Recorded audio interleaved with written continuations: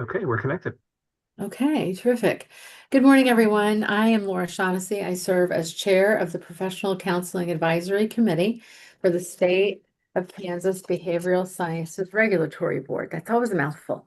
I ask that the members of the advisory committee respond to a roll call to signify their presence at this open meeting that's being conducted remotely by conference call and other electronic medium. Jim Kilmartin. Present. Good morning. Harriet Bachner. Here. Good morning. Melissa Briggs. Is she here? I don't see her on there. She here? Okay, we'll come back. Oh, She's just entering through the waiting room, so she should be here shortly. okay, great. We'll come back to her. Samantha Holloway. Here. Good morning. Bob Kircher. Here. Good morning. Good morning. Masha Magsudi. Here. Good morning. Good morning. Vanessa Perez. Present. Good morning. Good morning. Andrew Secor. Here. Hello, everybody. Good morning. Adil Torres Rivera. Good morning. Here. Good morning. Amanda Wade. Here. Good morning. Good morning. And Melissa Briggs. Here. Good morning. Good morning. Good morning, everyone. I note the following staff members are also present for BSRB. David Fye and Leslie Allen. And Laura, Actually- Leslie will be available in case we need her to log in, but it'll just be me, I think, for most of the meeting. Okay, got it. And next, David Fye will read a message concerning this meeting being held remotely. Great. Thank you, Laura. This is Mhm. David Fye, Executive Director for the Behavioral Sciences Regulatory Board. Public comment allows the public to address the advisory committee about any concerns, but the advisory committee, the COMA, the Open Meetings Act, does not require the advisory committee to provide public comment or answer questions from individuals. Individuals requesting to provide public comment to contact the executive director prior to the meeting by sending an email to david.fye@ks.gov. There will be no public comment at this meeting as no individuals requested time for public comment. Because we are conducting this public meeting remotely by conference call and other teleconference ability, I state for the record the following information. Public access to this meeting is being conducted by a medium of interactive communication that allows members of the public without cost to attend the meeting through the use of the conference call and on the board's YouTube channel. While the meeting is conducted remotely, the requirements of COMA are not suspended, and we will be conducting this meeting pursuant to the COMA. On May 12th, 2025, we sent notice of the advisory committee meeting to all individuals that requested notice of such meeting. The notice is also posted on the board's website, ksbsrb.ks.gov. You may obtain a copy of the notice at that website. An agenda and other media material have been posted on the board's website and are available for review. You may also request a copy of the agenda specifically by sending an email to david.fye@ks.gov with the subject line request for the agenda, and it will be sent to you. The notice contains information for the conference call and YouTube channel that allows the public to attend the meeting free of charge. The notice also states that if we have any technical issues during the meeting, you may call the board office at 785-296-3240 or send an email to bsrb@ks.gov. A recording of this meeting will be available on the BSRB YouTube channel following the conclusion of the meeting by using the link to the meeting on the agenda. And we did check the conference call line before we got started. There's no one currently on the line, but if I hear someone beep over, introduce themselves on the line, I will let you know. Great, thank you, David. The meeting is now called to order, and the advisory committee will begin its discussion of the first item on its agenda, which is agenda approval. David sent you an updated agenda. We did have one item that was taken off. Does anybody have any questions? And if not, I need a motion and a second to approve the agenda.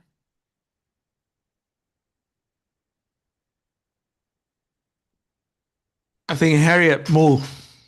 I move to approve it. Yes. Well, thank you. I didn't hear that. I'm so sorry. I need a I was second. muted. Oh, thank you. I need a second. I'll second it. This is Bob. Thank you, Bob. All in favor, aye. Say. Aye. Aye. Opposed, same sign. Okay, the agenda is approved.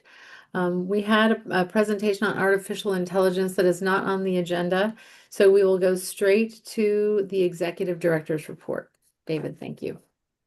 Thank you, Laura. I'll go ahead and provide a few updates on BSRB operations and then some items from the most recent board meeting that took place in May.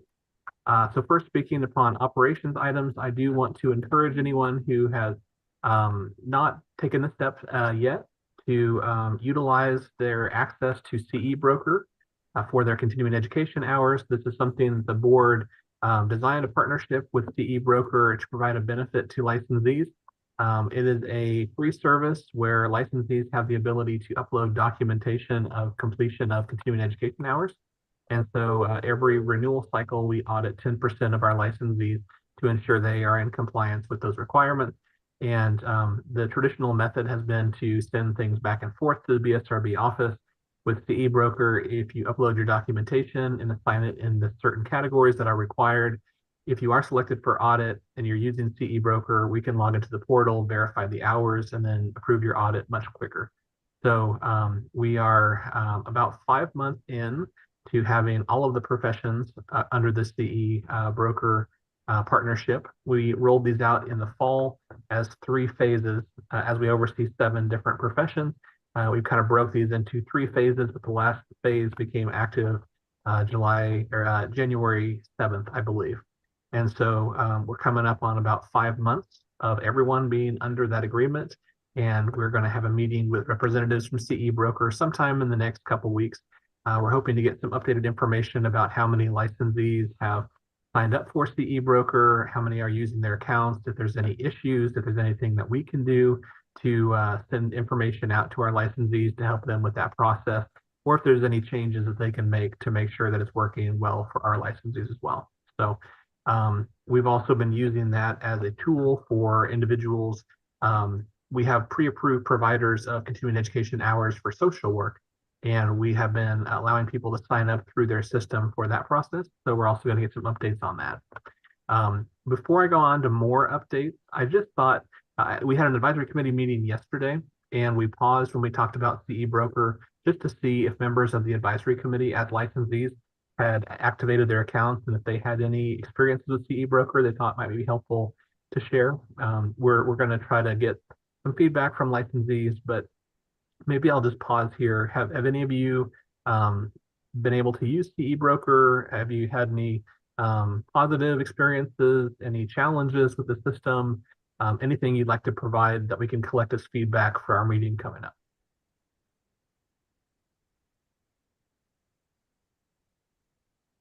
I've had a few people reach out to me asking about it and then giving me feedback after they did it. The 3 people that I've talked to said it was easy. It made sense.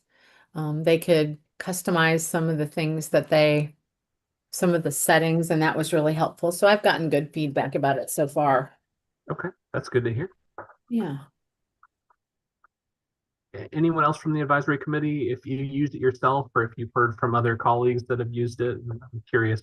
I honestly don't know what our uptake is right now in terms of that rate. It's one of the pieces of information I'm hoping to get. But any of you, have you heard anything from colleagues, or have you had any personal experiences with CE Broker so far?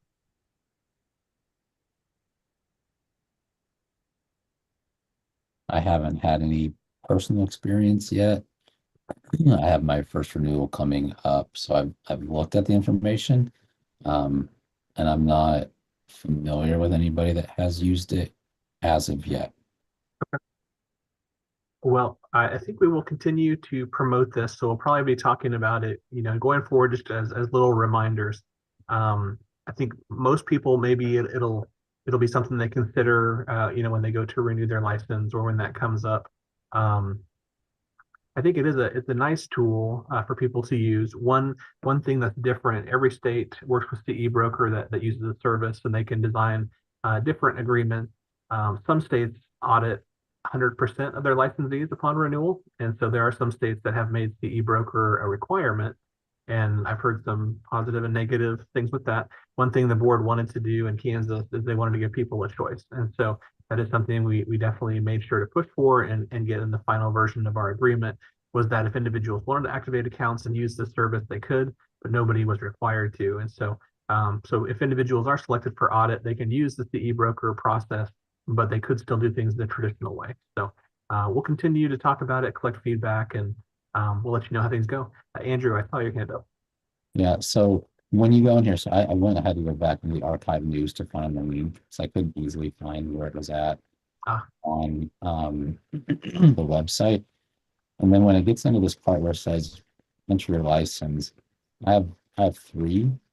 So how do I handle that with if one person is trying to register for this, for instance, I've got multiple licenses in my state.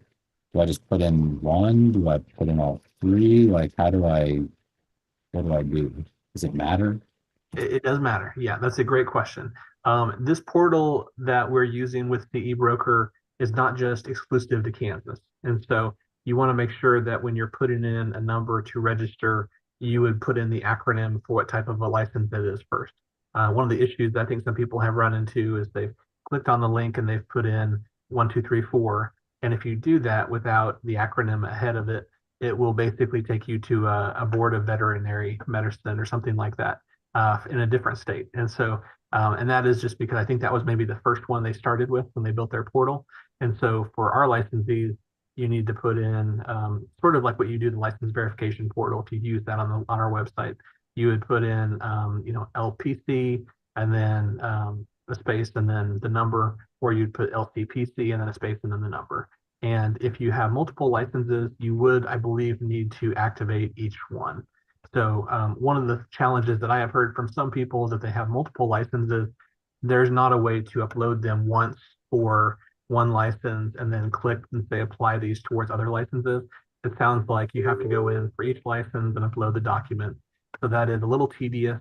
I'm not sure there's a workaround for that, but that is one of the challenges I've heard from some people. But I think you do need to go into each one and make sure you activate it for that particular license type.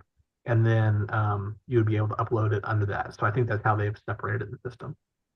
Okay, so I would need to go to this link, do each license individually, click continue on each one, and then there'll be three different accounts that I would have, or one account with three different license options or whatever. But either way, I have to do each one individually. Yes, that's what I believe.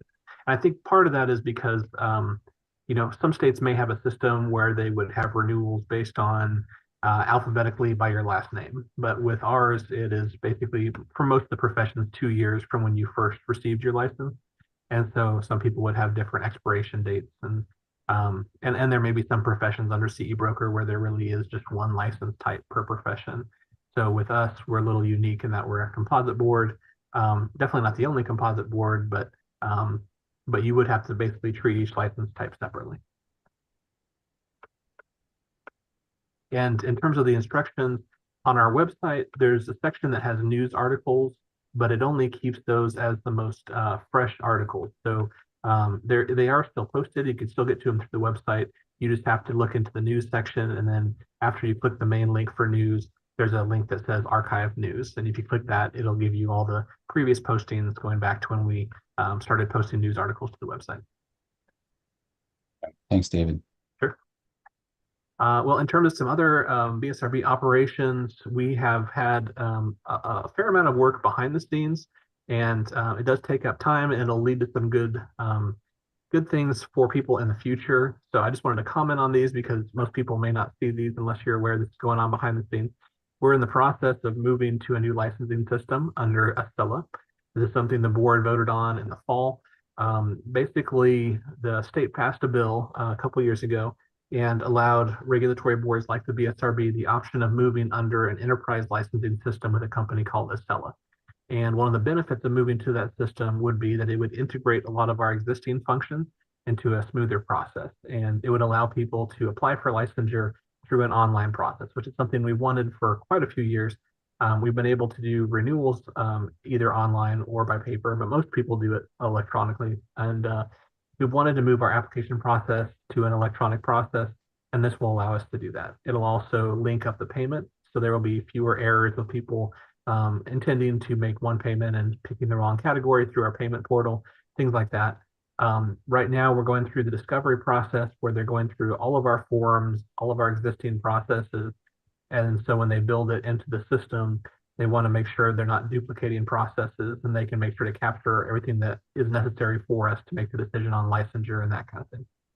So we're reaching the end of the discovery process. We'll be working with the Office of Information Technology Services, as well as representatives from Estella. They've told us probably it'll be another year and a half to where we are fully live. And part of that is we are about seventh in line in a group of agencies that are all working on going live. So the Real Estate Commission was the very first one, and they have gone live. And they're working through a few of the issues with using this new system. I am optimistic that in going through these issues, when we come to putting our system live, we will have fewer because they'll have worked through a lot of these challenges. So, but it sounds like things are going fairly well with that process, and I'm looking forward to moving to the new system. One of the other things that we're working on to help with that is we've met with the members of the Historical Society recently to try to make some further revisions to our document retention schedule.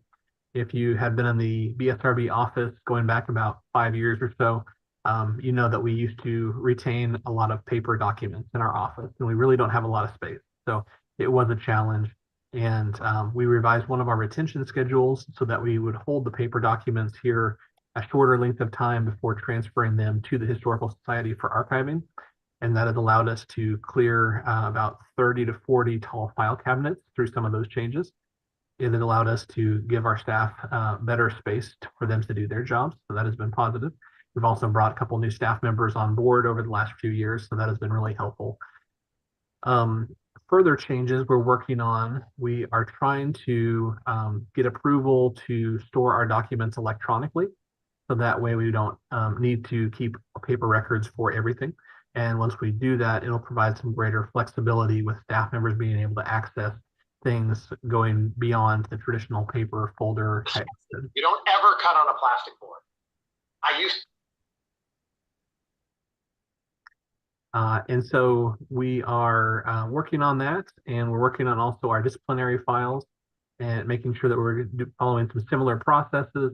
And so that is going on behind the scenes, but it'll make things more efficient, and then things will be able to be uploaded into the system when we move to the new system. So like I said, this is something you probably won't see a lot of, but I want you to know there's staff members dedicating a lot of time to these processes and doing a lot of good work on that.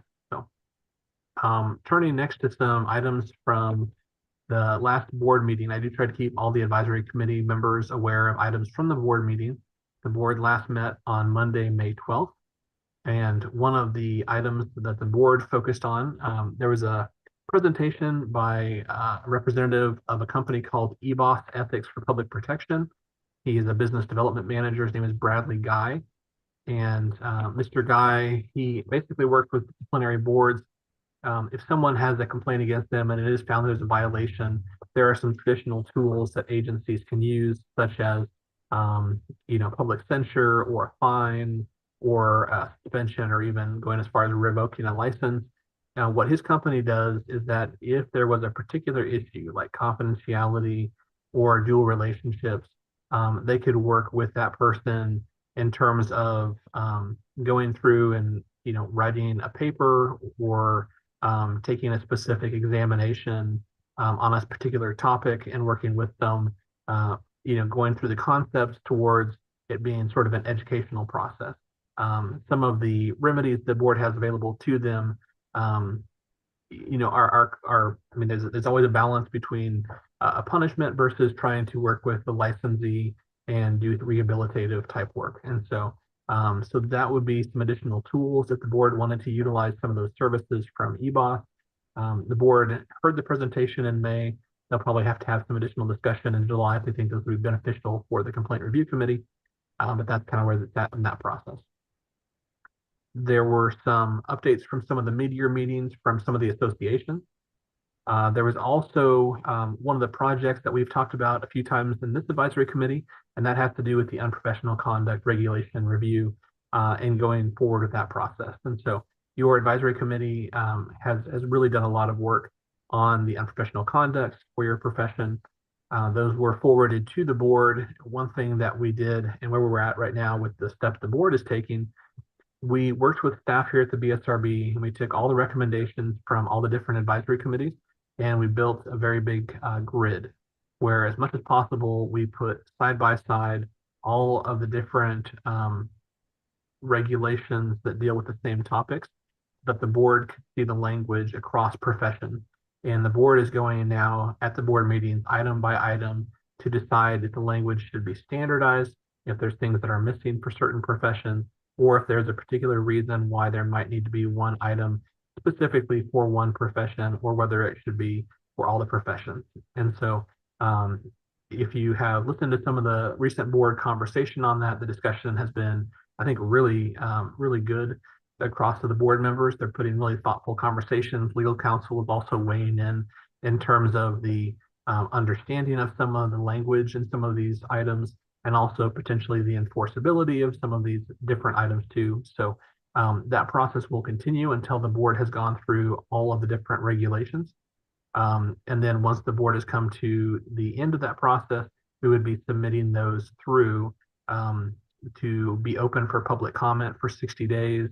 And then we'll go in front of the Joint Committee on Administrative Rules and Regulations. And then ultimately the board would need to take a formal vote to approve those after weighing any comment.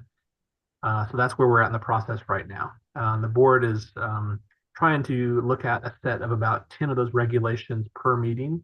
And so you can kind of take a look and see where they're at with that process. But if you have not seen that grid, it is a really helpful grid to kind of see whether all the items are covered, if the items are combined in certain ways. And so I think it's a really helpful thing the board is doing. Another item from the most recent board meeting, I did reach out to advisory committee members that had availability to continue to serve on advisory committees to see if they wanted to be reappointed for advisory committee positions. And so for your advisory committee, I don't believe any of the members were up on the end of a 2-year term that had remaining availability to continue to serve. So we do have a few members coming off the advisory committee at the end of this month. But next year, that means that a lot of the members of the advisory committee will be coming upon the end of a 2-year term. So we'll reach out to you if you have a term expiring next year to see if you would like to seek reappointment to the advisory committee. A number of members for other advisory committees were reappointed for another term. And then there was also a discussion about a couple of draft regulations that had been forwarded to the board from the advisory committees, one for master's level psychology and one for marriage and family therapy. Both of these focused on individuals who have achieved a lower level license and would like to obtain a higher level license, that clinical or independent level license. And for those two professions, the examination is the same test. For master's level psychology, it's the EPPP. For marriage and family therapy, it is the same test that is both for the LMFT and the LCMFT. And so as it currently stands for both professions, if you achieve the score needed for the lower level license, you would be able to practice under supervision. And then when you accrue your hours over a 2-year time period, one of the requirements of getting the clinical level license is passing at the higher pass point. And so there were some people who said, waiting the 2 years before being eligible to take the test is hurting their ability to pass at a higher pass point. And they requested the ability to take the examination prior to waiting the 2 years and accruing all the hours.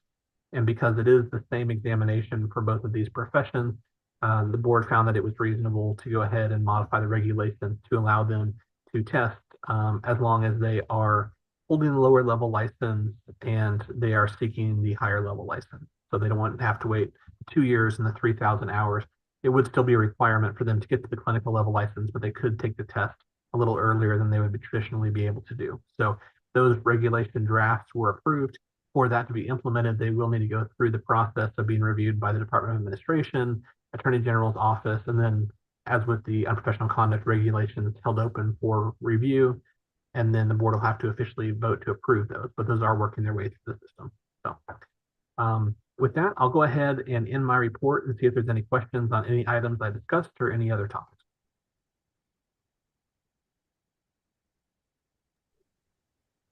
Anyone at all?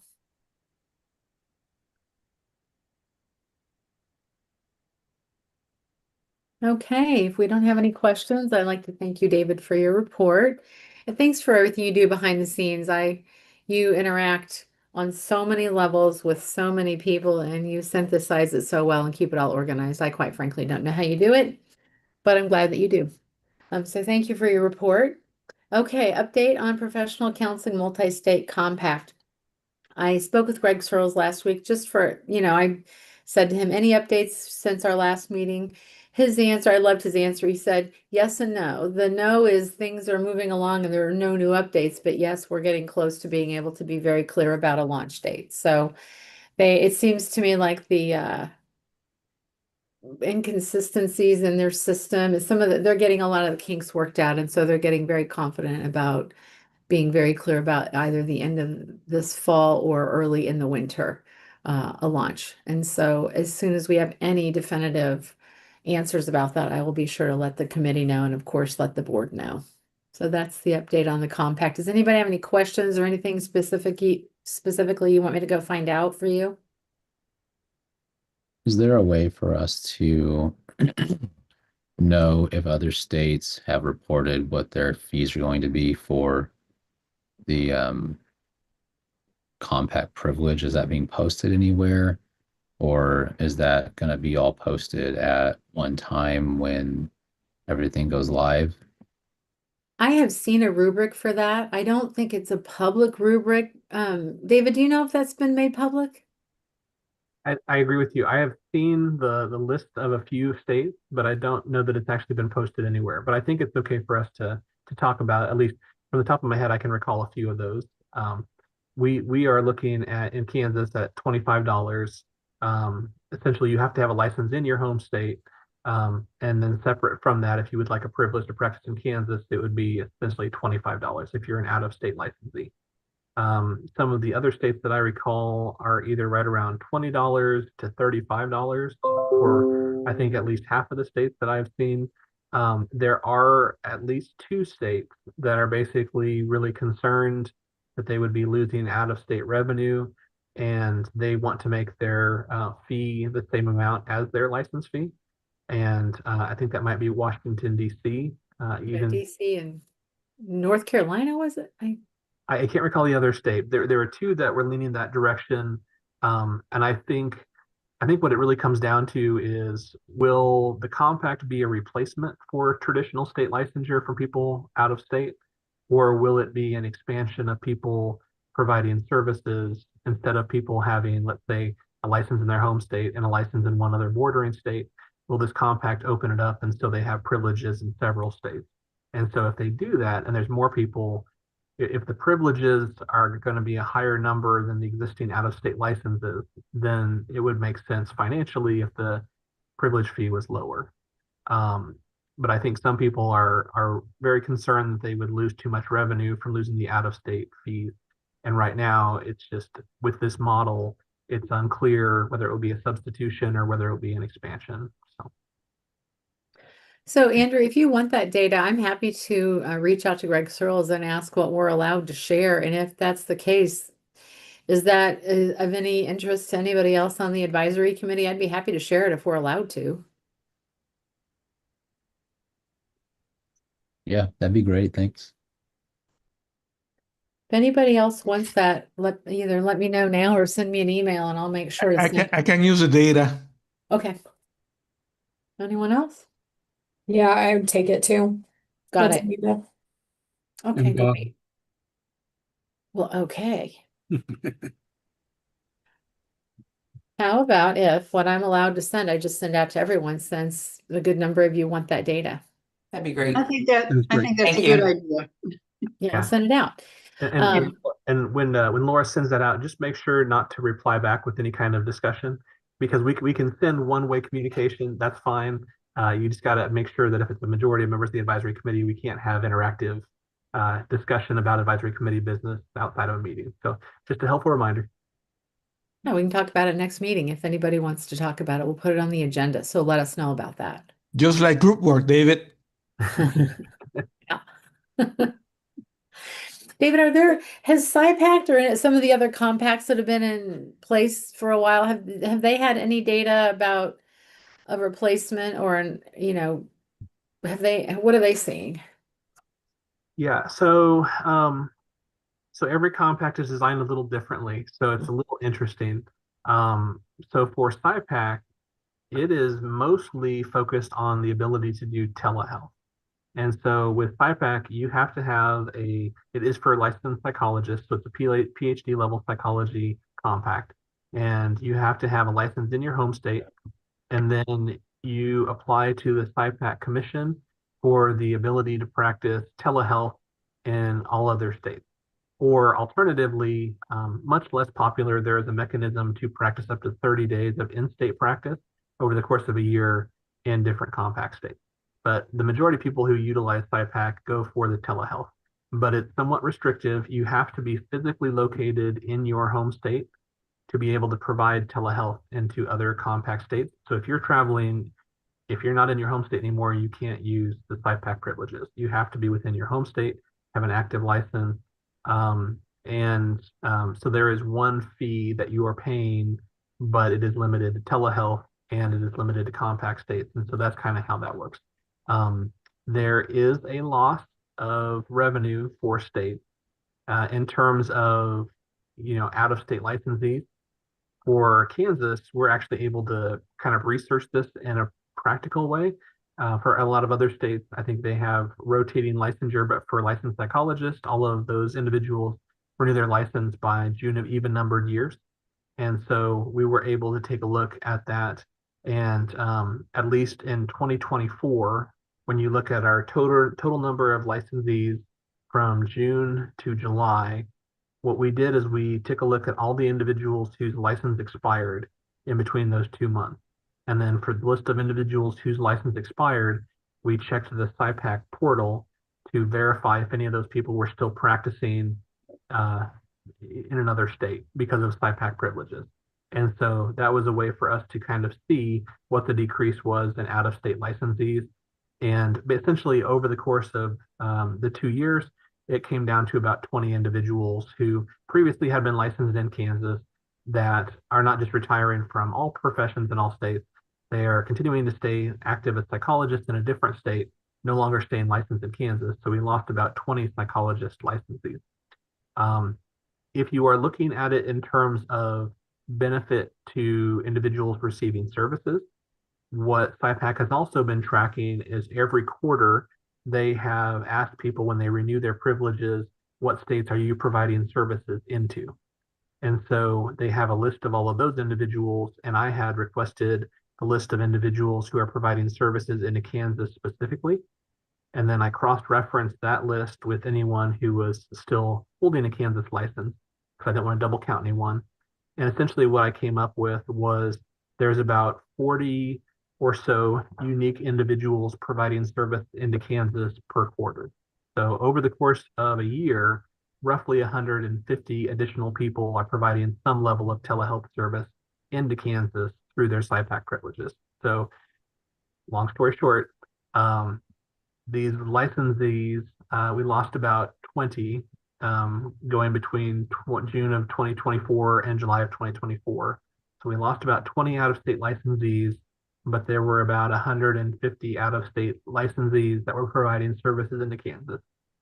Now, what I can't tell you is how many services they're providing. Is it they're helping one person in Kansas? Are they providing a lot of services? It's really sort of an evolving discussion as we talk about the changing dynamic of workforce, especially as it involves telehealth. Right. It used to be that we were quantifying this as here is a body, this body works 40 hours, but we know people are working part-time, people are spreading services between different states. But that is helpful, I think, for us to at least have some information that we lost 20 licensees, but there's 150 other people providing services into the state. That's very good information. Is there any way to reach out to them and find out a little bit about how many hours of service they're providing? They're not currently tracking that information. Okay. I've asked if maybe that can be an evolution of their survey, and waiting to find out. Yeah, so some revenue lost, but service delivery potentially gained. I mean, yeah, that's interesting. And then in social work is set up differently too. Social work, it is similar to the professional counseling in that it's not limited to mostly telehealth. It would be either telehealth or in-person services. But with the social work model, essentially, you would give states a new ability. You currently have the ability to issue single state licenses for social workers.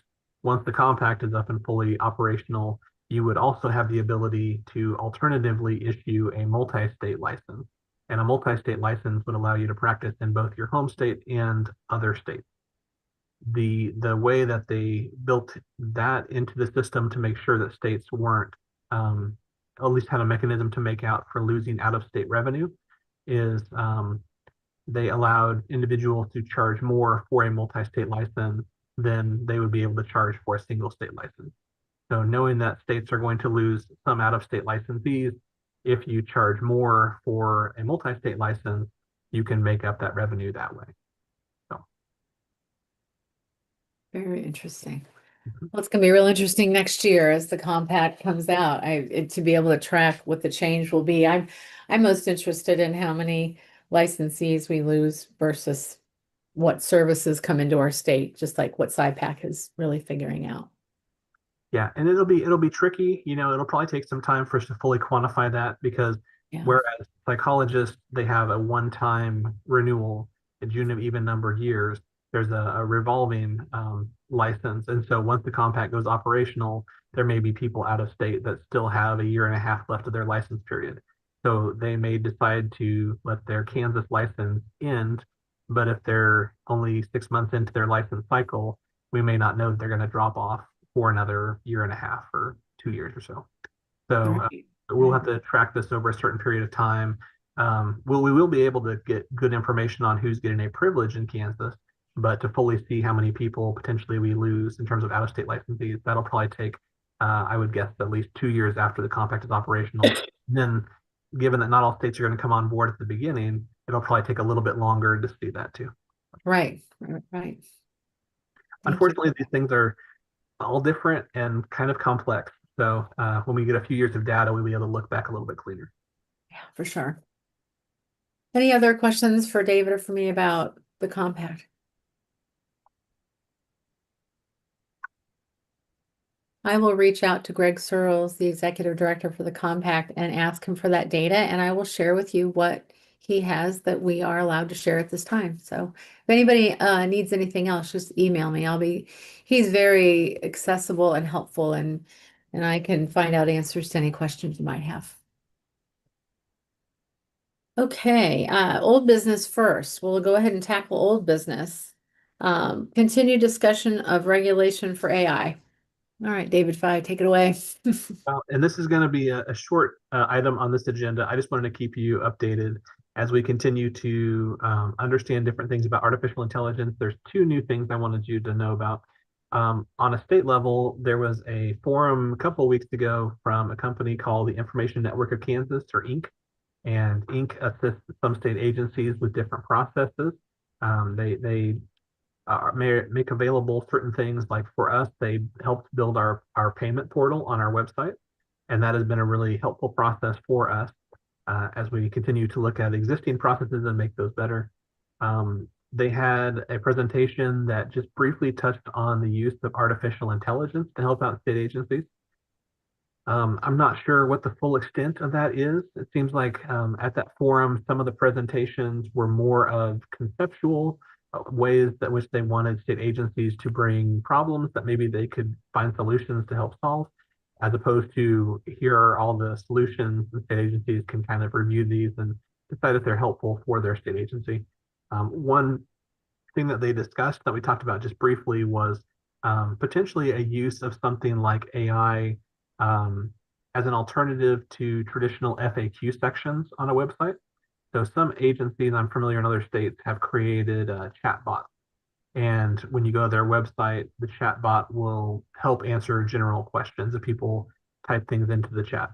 I think that can be helpful. I've also heard from people that can be really frustrating. And so I'm not sure that I'm endorsing it, but I do think it might be a tool that some people might benefit from. And so we'll keep an eye on that. Nothing right now for us to consider, but I know there are limitations for state agencies in terms of what we can use and what we can't. And so that's at least one thing that I think would be a helpful tool for some people. So we'll keep an eye on it. Another thing I want to let you all know about as we're continuing to look at artificial intelligence and talk about how and what the board's role might be in terms of regulating this for the profession. I'm not an expert on this topic, so I'll try to let you know what I think I understand. But I have heard that there is a appropriations bill at the federal level that included a provision that, if it was enacted, would prohibit states from regulating artificial intelligence for a certain period of time. And if I recall correctly, I believe it was maybe 5 years. And so, like I said, I don't put myself out as an expert. I'm trying to understand this and trying to read and review things on that topic. So I don't know how expansive it is or what the specific language was, but that was the takeaway that I read from one of the articles I was looking at. And so, if that is the case, it would prohibit probably our ability to take steps to regulate artificial intelligence at a state level. But I don't think that it means that we need to stop having conversations on that today.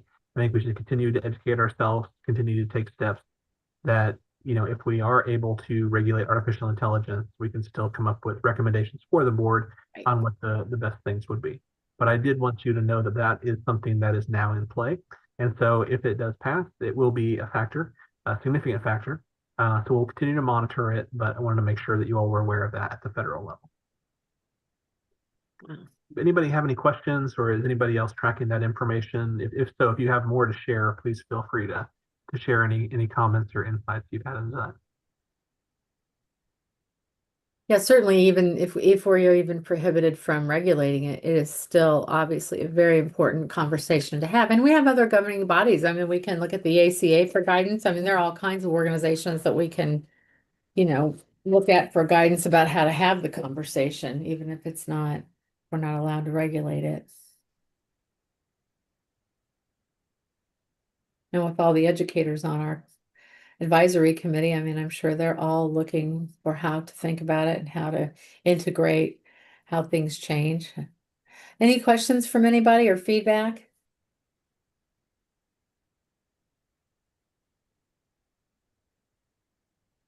Okay, let's move on to our next item. Survey of licensees.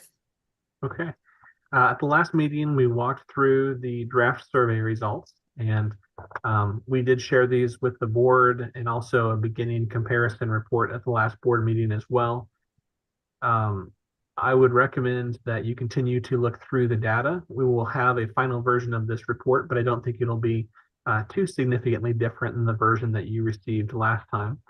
It was 113 pages, and we did ask individuals to continue to review the report, especially some of those open field responses in between the last meeting and this meeting. So today, what I think I'd like to do is I think I'd like to open it up if individuals had thoughts or insights since the last meeting, if anything struck you from a high level looking at the report.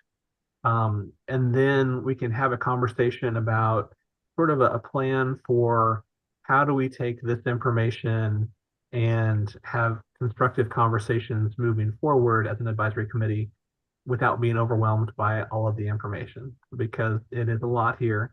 Some of the other committees, we focused on a couple of questions per meeting, and I think that might be a nice approach to limit the conversation to for the committee that met yesterday. What we decided to do was for the next meeting to focus on one of the questions, which dealt with, have you seen any issues over the last 2 years involving supervision? And then another question basically said, over the last 2 years, have you seen any issues in the field, practice-related issues, where you think individuals would need more continuing education or training in certain areas? And so those were the two questions we asked that group yesterday to focus on for the next meeting. But I thought for today, maybe we can just open it up for discussion and see if there was any high-level takeaways or things that struck you when you were reviewing the materials since the meeting in April.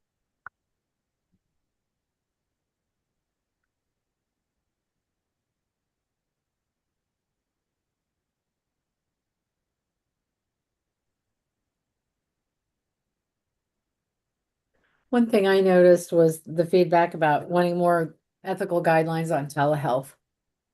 That was something that seemed to come up, and it just seemed like an area that we could kind of look into a little bit more.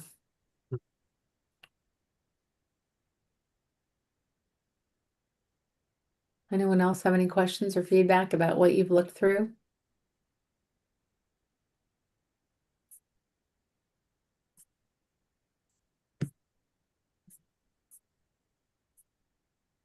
Well, if there's no conversation today, continue to review the responses.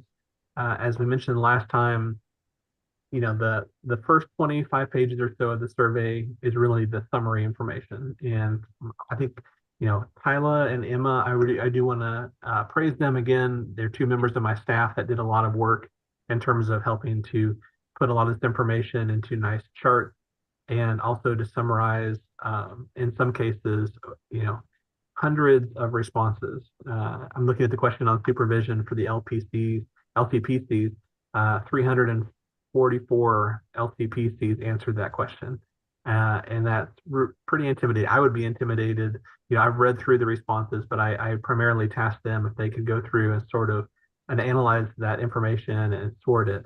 And so I realize it's a lot, but I do really encourage you all to go back and review the responses and maybe just highlight a few of them that stuck out to you. We can use this report to really drive the work of the advisory committee going forward, at least for a certain period of time. We can have conversations in terms of workforce. I did want to let you all know that Laura and I will be doing a presentation later this month at a conference and put on by the National Board for Certified Counselors. And the main reason we're going to be speaking at that conference will be our survey. And so we'll be going through some of the information about survey construction, encouraging other states to also ask these types of questions so we can quantify what type of work people are doing out in the field, if we can do any kind of forecasting about changing demographics in terms of who's going to be thinking about retirement, that kind of thing. And also, to the heart of the mission of the board, which is public protection, there were some questions towards the end where we just directly asked people, do you have any thoughts on ways in which the BSRB can better protect the public? And there were some really thoughtful responses to that. So, so I do want to encourage you all to continue to review that. Any more thoughts before we talk about a plan kind of going forward?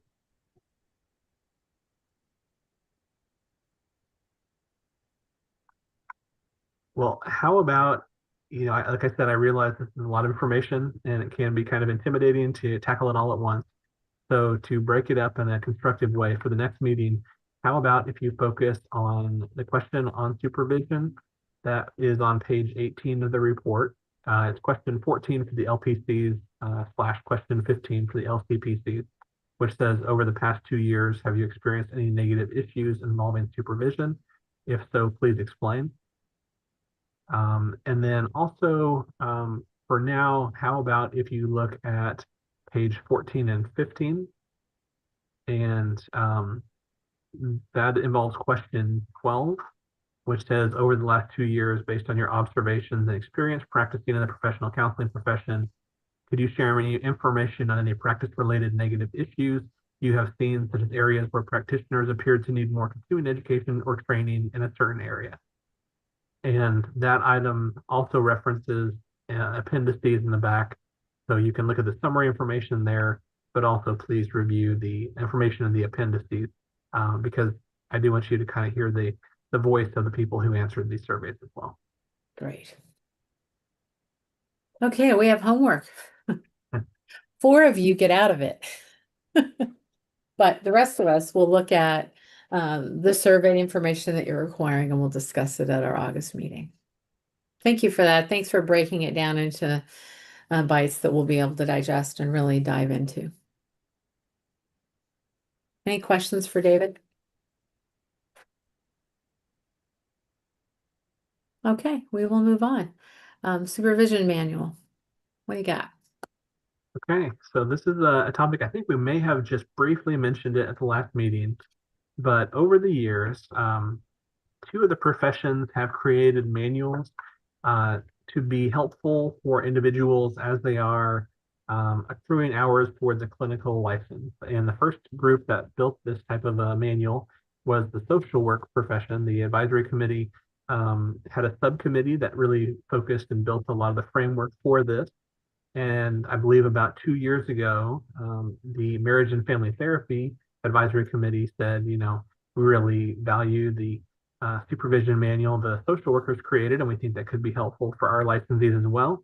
They put together a team and similarly built a manual for the marriage and family therapy profession. And so in talking with Laura and, we wanted to bring it to you as a committee to see if you thought it would also be helpful to have a version of this document for professional counselors. If you think this would be helpful for individuals that are providing the supervision, and then also for those that are taking these steps to get that supervision and accruing the hours. And so I included a copy of the past manual for social workers and also the one for marriage and family therapists in your packet of materials, so you could kind of see those for reference.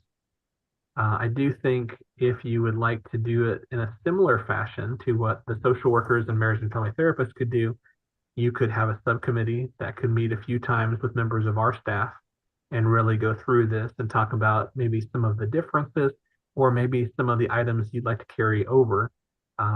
There are probably some unique items, but you don't always need to reinvent the wheel if things are helpful. And so I do think a few members for a subcommittee might be helpful. So I thought I'd open it up for questions and see if you have any questions on the manual, or if you think this would be helpful for members of the professional counseling field. And if it is something you want to pursue, perhaps if there's any volunteers that would be interested in serving on a little subcommittee for this. In terms of time commitment, I'm guessing maybe an hour on a Zoom meeting, maybe every other month or maybe once a month, depending on how long this would go. But if it's every other month, probably it would be going on this fall. If it's once a month, probably I would guess about 3 months. That seems like that's kind of what happened with the marriage and family therapy one. Okay. Does anybody have any questions, or is anybody interested in being part of a subcommittee? I'd be interested in the subcommittee. I would as well. Terrific. Great. Yeah, I think this would be helpful. I won't be here, so I won't be offering or able to help, but the lack of uniformity around the application of supervision standards among supervisors in the state is fairly wide. And if you talk with Joan or anybody about some of the things that go on, I think there in some ways is the responsibility of the BSRB, our board, our committees, and so forth to help provide resources that create a better understanding of what is expected of us in a way that's written in common folk language in some ways, rather than the legal jargon and so forth that a lot of stuff exists in, to help interpret what is actually expected. So I think that this is a wonderful idea. I look forward to being able to review the work of the advisory board members that participate in this process. And I want to say thanks to you guys for doing it.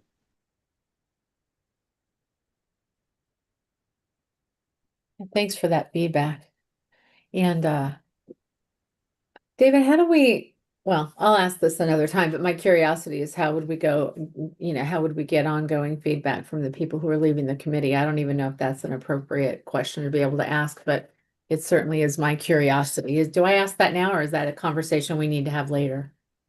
No, I think we can talk about that. So the board, talked about, when we have individuals that are serving on advisory committees that, there's kind of a process that had been developed years back that sort of limited the amount of time people can serve on advisory committees to the same amount of time people can serve on the board. The board members can serve 2 4-year terms. Advisory committee members can serve 4 2-year terms. So it's 8 years and 8 years. And the board discussed, what if you have individuals who still want to continue to serve? And so in terms of advisory committee service, the board determined there needs to be at least a 2-year gap in service for advisory committee members, but then they could come back and serve again. But even though if they're not on the advisory committee, we could still kind of have conversations with individuals who had previously been on the advisory committees. They wouldn't officially be members of probably the subcommittee, but I think we could still have conversations or see if individuals wanted to help out or at least review information. We routinely talk to past members of the advisory committee for other purposes, and so I think that would be fine to have ongoing conversations with them. They probably just wouldn't be official members of the subcommittee if they're no longer on the advisory committee. So is it possible, would an appropriate process be if somebody wants to be involved in some of the conversations we're having in the ongoing work to let you know or let me know so that we can unofficially keep them involved? Sure, I think that's fine. Every time I open my mouth about this topic, I'm thinking about making sure I'm following the rules. I want to make sure I'm not asking for something that's outside of the rules, but you're saying that would be possible? Yes, I believe so, because I know we've had other members of the board who have stepped off the board, and we've still kind of, talked to them from time to time to, discuss different items with them based on their past experience, and other members of the advisory committee as well. They've helped us out with different processes. So I think just in terms of members of a subcommittee, that probably is going to be limited to members of the existing advisory committee or the board. But I think in an unofficial capacity, I don't think there's anything wrong with that at all. Okay, so to the 4 people that are leaving, if they want to be involved, they would let you know through an email or something, and then that would let me know? Yeah, I think that would be good. Okay, okay, good. And I looked away when we had volunteers. For members of the subcommittee, Amanda, and then was it Vanessa who also volunteered? Okay. Me. Yes. And then, okay. So Amanda, Vanessa, myself, anyone else? I would be interested too. Masha, great. Okay. Well, thank you for volunteering. I really appreciate that. So that will be my charge to arrange that first meeting. Yeah, and I think what we probably will do, we'll probably go ahead and we might go ahead and just kind of inform the board that we're forming a subcommittee about this. Okay. And then the board can just officially give us approval to have the committee start meeting. And then we'll just be meeting this fall. And after we have the first date, you can kind of decide if you want to meet every month or every other month, depending on how, availability of time and how quickly you'd want to tackle this project. So. Okay, so as soon as we have approval on a board level, I'll reach out to the subcommittee members and do a survey monkey so we can get some time scheduled. Sounds great. Thank you, everyone, for volunteering. I think this will be really important work. I mean, as Andrew, pointed to, we need consistency in those standards because I am not on the complaint review committee, but a lot of the things that come up on through some of the conversations with complaint review, what I'm always thinking about is what can we teach our licensees, but what can we teach our supervisors to teach our licensees? So I think this will directly address some of those important topics, among other things. So thank you for volunteering. Okay, new business. Recommendations for the advisory committee members. Do we want to go ahead and tackle that now? Is that the first thing we want to do for new business? Yes, I think that would be good. We had several individuals who had expressed interest in the advisory committee. And if you look on your agenda a little bit later, you will see that there are 4 members of the advisory committee who will need to come off the advisory committee. And so that is Harriet Bachner, Bob Kircher, Andrew Secor, and Adil Torres Rivera. And so we'll definitely recognize them a little bit later in the meeting and thank them and give them an opportunity to kind of share any of their thoughts or comments. But with members coming off the advisory committee, it does provide some openings for other members to serve. And so what we did is we sent a message out to licensees, and this was to LPCs and LCPCs, and indicated if they wanted to be considered to go ahead and send a letter of interest and also a copy of their resume or CV to myself. And so I collected those. We had a deadline, but we went ahead and it was set on a holiday, so we went ahead and accepted some that came in a little afterwards. So you can weigh that however you would like to, but anyone who submitted materials, we went ahead and forwarded those to you for your consideration. think in total there was maybe 22 individuals. So I realized that's an intimidating number of people. And so I went ahead and sent those out to all of you. The first 10 who had expressed interest went ahead and sent those out to you back a few weeks back. And then about a week ago, I sent the remaining individuals, and then you received just the materials for the meeting just recently. So I did want to give you a chance to review all of those individuals. One of the things when you're considering advisory committee members, I gave you a copy of the advisory committee policy. And the current policy does note some things to take into consideration when thinking about members for the advisory committee. It does say in reviewing nominations, the committee should work to ensure there is diverse representation, including but not limited to geographic setting, gender, culture, and ethnicity. Members should provide representation of the levels of licensing for that discipline, and those members should be selected from among public and private practitioners and educators. So I did want to briefly share information that's on the BSRB website, which identifies the location of the current members of the advisory committee. And we just mentioned which members were coming off the advisory committee. So you can weigh that. But I thought this could be a nice, helpful way for you to have a general idea of what area the current members are practicing. So when you're looking at other applicants, you can kind of weigh that in terms of the geographic setting.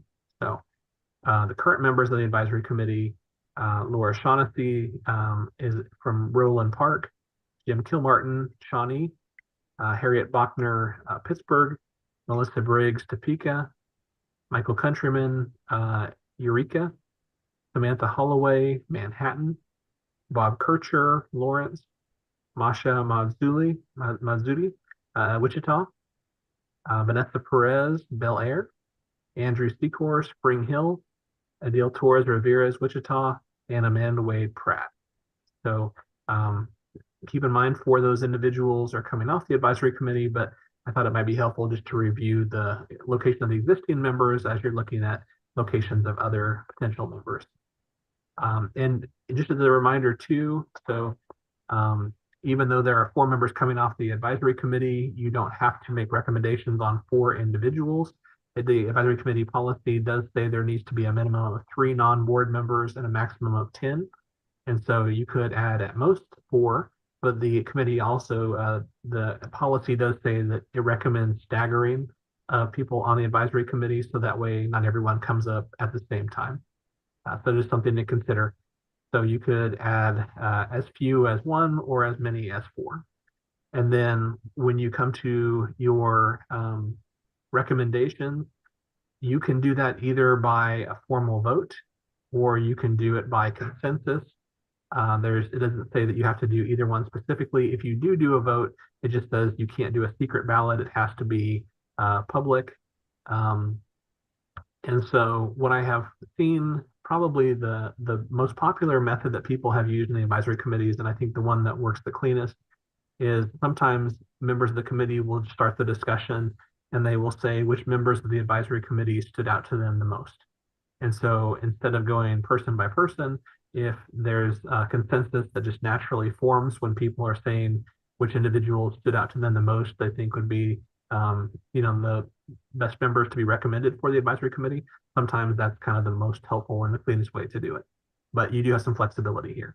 And then ultimately, if you reach recommendations on a certain number of new members, I would take that recommendation, I would draft a letter, provide it to Laura so she can see if she agrees that is the official recommendation with the advisory committee, and then that would be provided to the chair of the board. The advisory committee's authority is to recommend new members, but officially it's the chair of the board who has authority to appoint people to the advisory committee, and the first opportunity to do that would be at the end of July. So that's sort of the technical bounds here.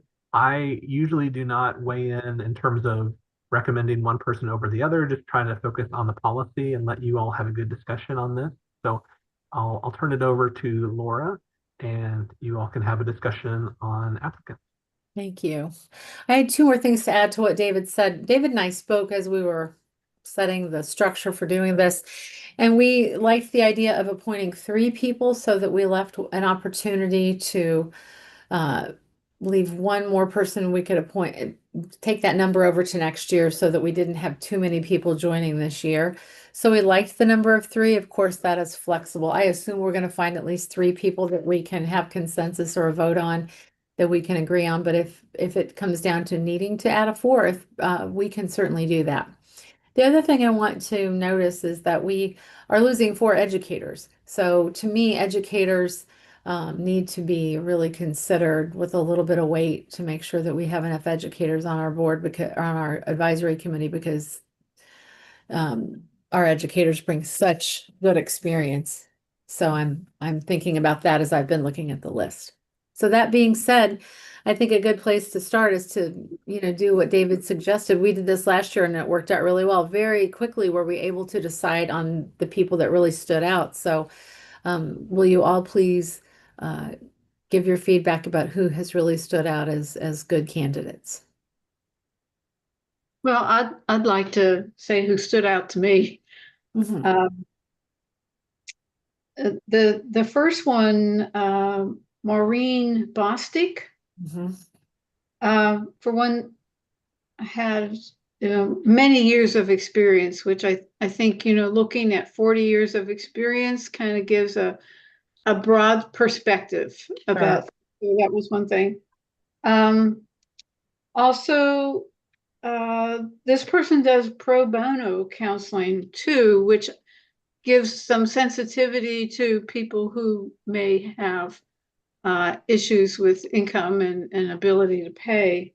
Mhm. Was also a counselor in Wichita schools, so has school counseling experience as well. So that's why that person stood out to me.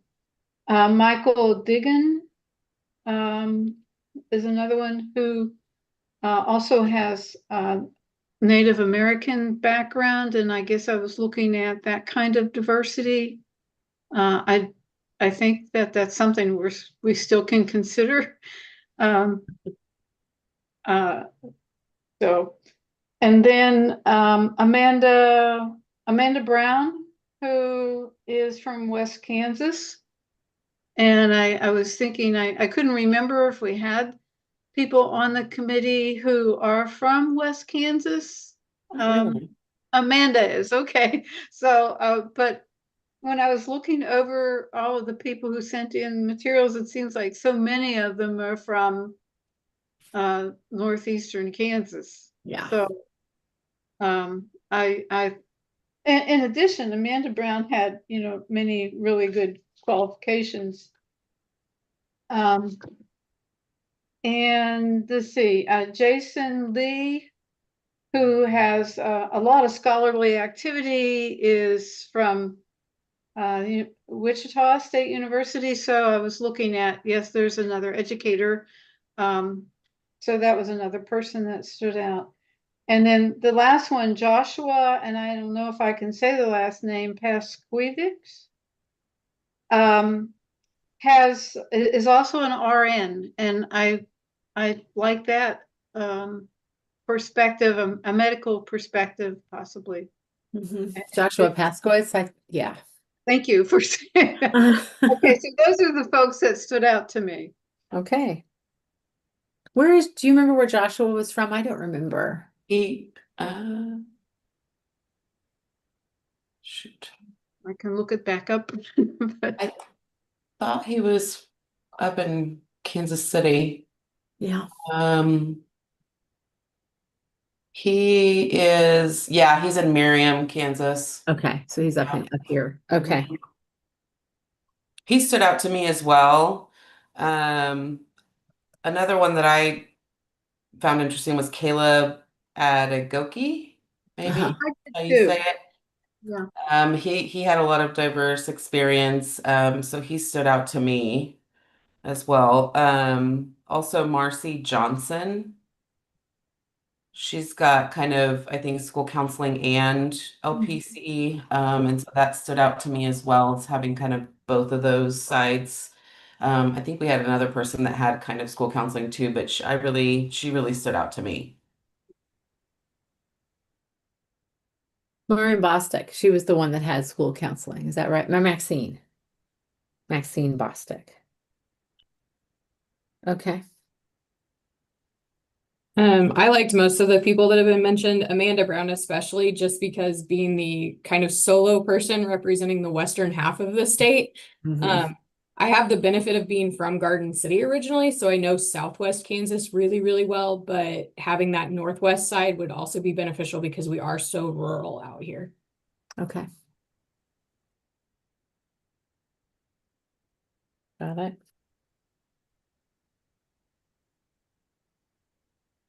I think Amanda Brown could be a good fit given her educational experience, I mean, in terms of having that counselor education background, and then also the clinical component and being out western part of Kansas, out in Hayes. Amber Dalzell, I know, has expressed interest in serving on this committee many times.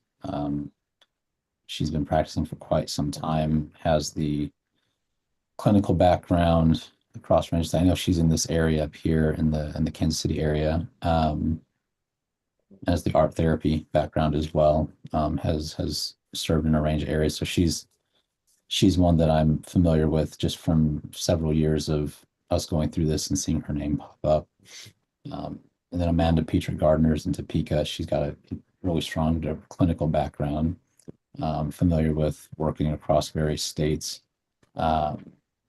and has expressed interest. I believe the last time we had this discussion too. So a lot of these names, some of these names are new. And so I was looking at names of people that expressed interest over the course of time that have had interest from the previous iterations of us looking for folks as well. So I think that's important to see people that are, even after the last time things didn't work out, they're still saying like, I'm very much interested in serving in this capacity. And I think that is important. So I saw those two names. I think, like I said, Amanda is starting to present herself as a running name in respect to some of the things that we're looking for.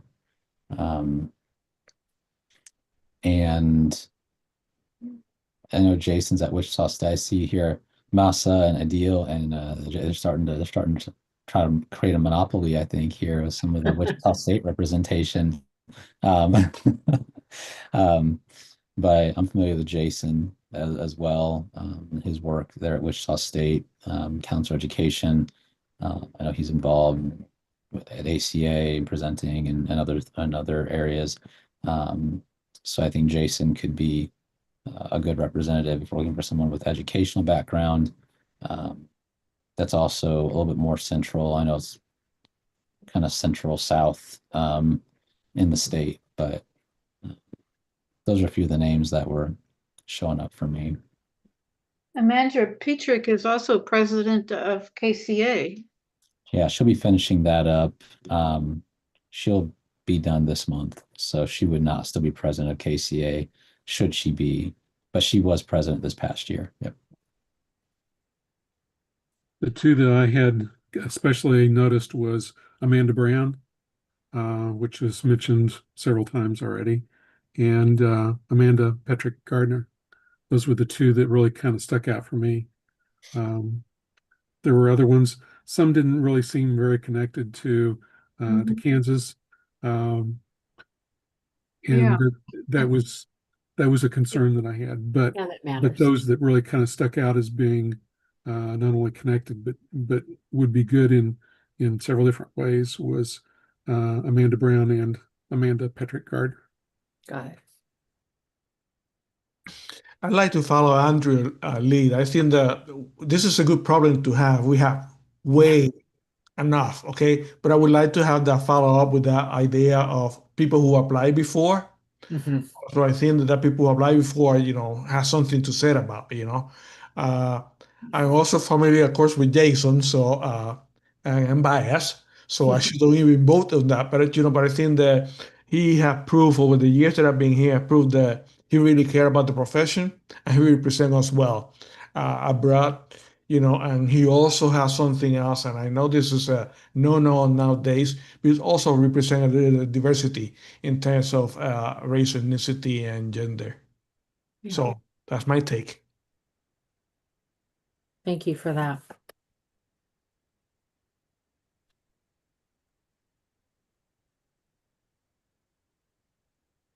Anybody else?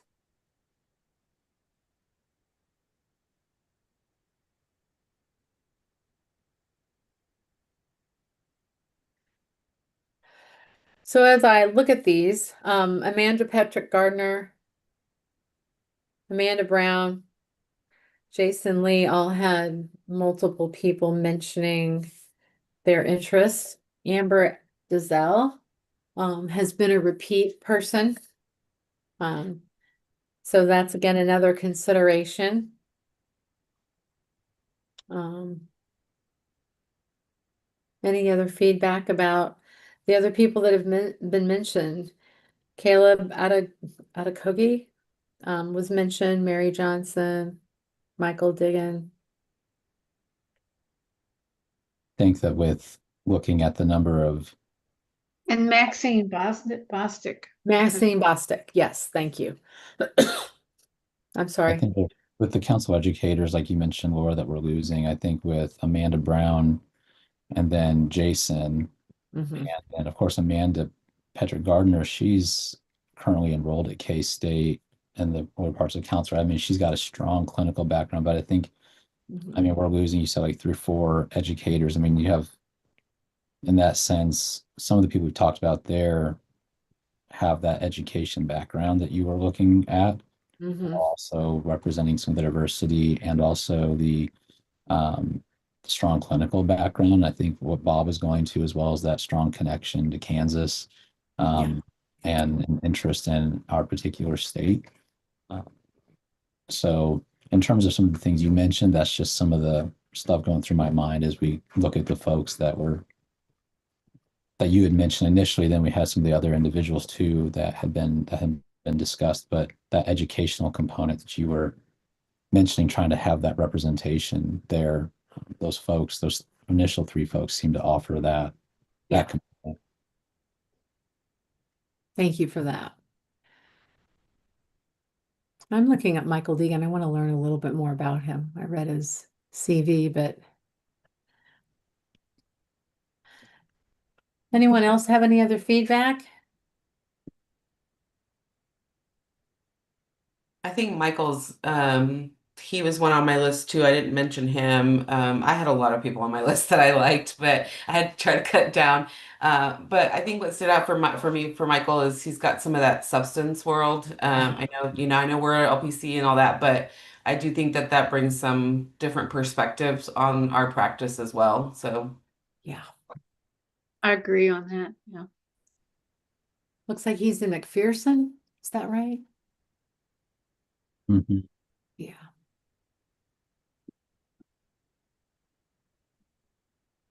Okay, how do we do this?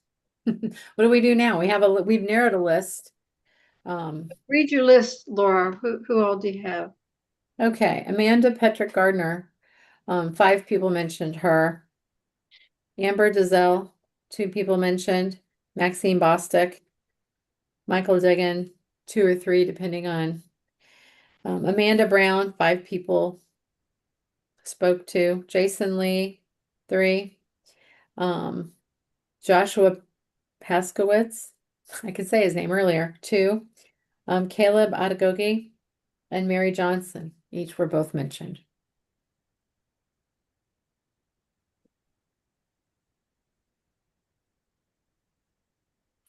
So David, what do you think is the best step to take next? Do we vote or do we take the top 2 and maybe pick another 1 or 2? You know, you have some flexibility here. Maybe that would be if you wanted to vote, you could say, maybe start with the people that you had the most responses from and just ask the advisory committee how many in favor of this person. And let's say that another way to do it too would be to say members of the advisory committee are limited to like 3 votes total. And so Okay. you could identify a few names and then see where the votes fall. Or you could ask if there's consensus for a particular person. So you have some choice there. But if you wanted to use a voting process, that might be a nice way to do it. is start with the people who appear to have the most, and then just let the members of the advisory committee know they just can't vote for everybody, and maybe just limit them to 3 votes total through this process, and then you can see who has the most votes. Okay. Okay, so if we were to do it that way, everybody can vote 3 times. And I will ask about the people who have the top 2 who had the most mentions. Amanda Petrick Gardner, if you vote for this person to join our advisory committee, please, what would they do? Raise their hand. Sorry, Laura, I meant to unmute myself and I accidentally muted you.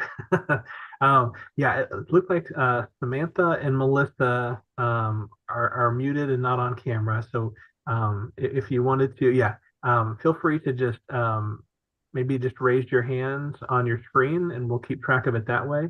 And Melissa, if you're able to do that as well. And if you're not able to show your screen, if you are able to use maybe the hand raise type thing, that would work as well. So, but that might be a nice way to do it. If we can just kind of keep an eye out for hand raises, and then I can help count those up, and then we can kind of go from there. So. Okay, so Amanda Petrick Gardner, if you would like her to join the advisory committee, I'm going to do this because my other thumb is funny. So if you're voting for her, please vote. Okay. I'm counting. It's like 1, 2, 3, 4, 5, 6, 7, 8. Okay. 8 for Amanda. All right. And then the other person, Amanda Brown, if you're voting for Amanda Brown.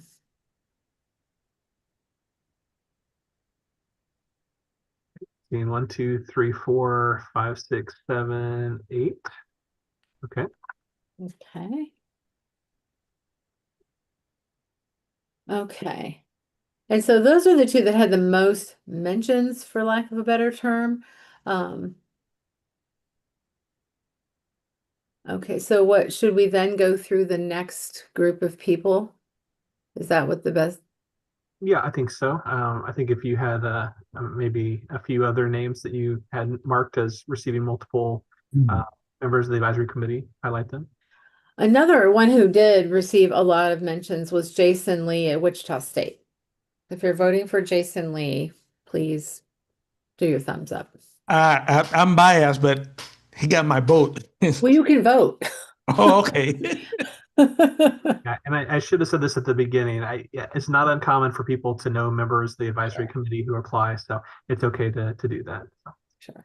Let's say I see 1, 2, 3, 4, 5, 6, 7. Okay. Okay. Like 7.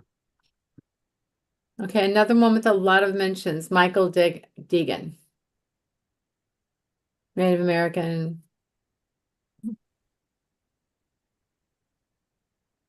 Okay. You said we could only vote 3 times, right? Yes. And this is challenging because we have 22 applicants, and so there's lots of really good candidates. So. Oh my gosh, that's always the hard part. Okay, so I see 2 votes.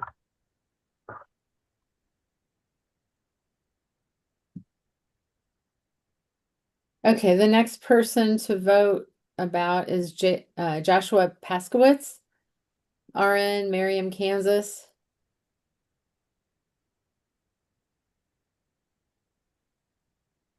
Okay. I don't see any votes on this one. Okay. Caleb Atakoge. Okay.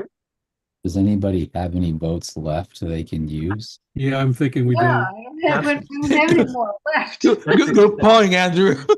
Or else I'd be voting. Yeah, I think if you did want to limit this to 3 people, which it is helpful from a perspective of quorum, and it does leave some availability in terms of new people coming on the advisory committee next year. So if based on the number of votes that have already been cast, I don't know that there's enough votes available for someone to have more votes than the 3 people you've identified so far. No reason to really go any farther. Okay, well, yeah, I'm always amazed that this process is as easy as it is, especially when I saw that we had over 20 applicants. I thought, oh my gosh, this might take 2 hours. It was as easy this year as it was last year. For those of you that were voted on last year, it was very easy to decide on you. So I don't know if I'm supposed to say that or not, but oh well. This went pretty well. We're saying that we're going to nominate Amanda Petrick Gardner, Amanda Brown, and Jason Lee. Are we all in agreement about that? Can I make one comment about this? So one of the things I was looking at is looking at if these go through, is that this go round in terms of looking at representation from male female, just as I understand it, as I can right now, is we have Adil, Bob, and I going off on the male side, and so we're bringing one person in. That leaves Jim, who's our public person, and then that's Michael Countryman is the other. And so we're getting fairly heavy, and which is fine. Anything against having more women on our board, but if we're looking at representation, we are kind of moving in and I know we have a lot of women that do our line of work too. So, but we are moving and where it's become very heavy on that end, and so we might want to be mindful of that in the future as well. Just as we're thinking about representation within the advisory committee. But I'm good with the people that we are not recommending to the board. Okay. Okay. Thank you for that. You're all. Go ahead. I have a question. Given that we do have other ones that were favorable next year, are you all going to be doing another call for people to want to be on the advisory committee, or Yes. so you have to do a new call? Well, so you'll have a choice. We could do that. That is generally the way that we do it, is we open it up to see who is interested in serving. There has been times in the past, some of the advisory committees have looked at past applicants and have said, we'd like to just consider the ones who applied in the past this time around. So the majority of the time, it's usually just an open call. But there have been times where people looked back and said, we know there's been some interest from some people in the past. We really want to, highlight some of those people for this process. And so, so there's some different options there, but that is something that you could do next year. If you do 3 right now, there would be at least 1 opening next year.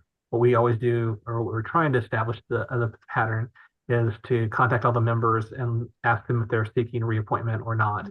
And then if any individuals are not seeking reappointment, those would be additional open spots. Of course, I wouldn't be there to vote on any of the same ones. So. Yeah, so we'll have at least 1 opening next year, and then if someone decides not to renew, we may have more. Yeah. And then the messages, what we'll do after this is we'll draft a letter with the recommendations of the advisory committee and pass that to the chair of the board after Laura's had a chance to review that and ensure that it reflects the advisory committee recommendation. And then if those individuals are appointed by the chair of the board in July, we'll notify them and prepare for the next meeting.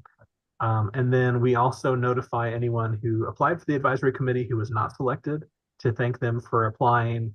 And we will definitely stress that there were a number of really good applicants, because for there to be 22 applicants and we only have a limited number of spots, given that we're trying to stagger new people on the advisory committee, there's lots of good candidates that we're not able to add to the advisory committee right now. But I'll encourage them to continue to express interest, and we might reach out to them in the future when we have new openings.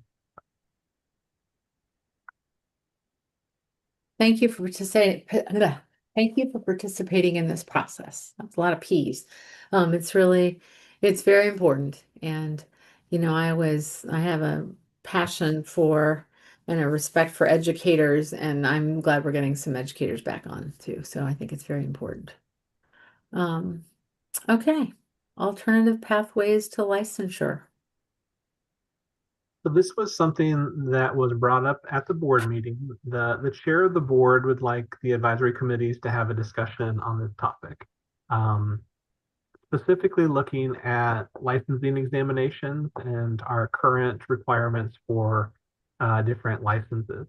And so we want you to be able to have a good conversation about this topic and an informed conversation about this topic. And so part of this, we'll be looking at why we have the current standards we have for licensure. And we also want to pull some information from other states so that we can compare our standards for licensure to what other states have. I think some people have asked, is a licensing examination something that should continue to be a requirement? Or should there be an alternative to a licensing examination for one reason or another? And so we never want to be afraid to have a conversation about any of these topics. We just want to make sure that you get all the data and all the information that you need to have a conversation about that. Each of the advisory committees will be talking about this. If they choose to make a recommendation on something that would be an alternative, that's something for the board to weigh. If alternatively, if the advisory committees research information and decide no, the current paths to licensure are sufficient and there shouldn't be an alternative, that's perfectly fine too.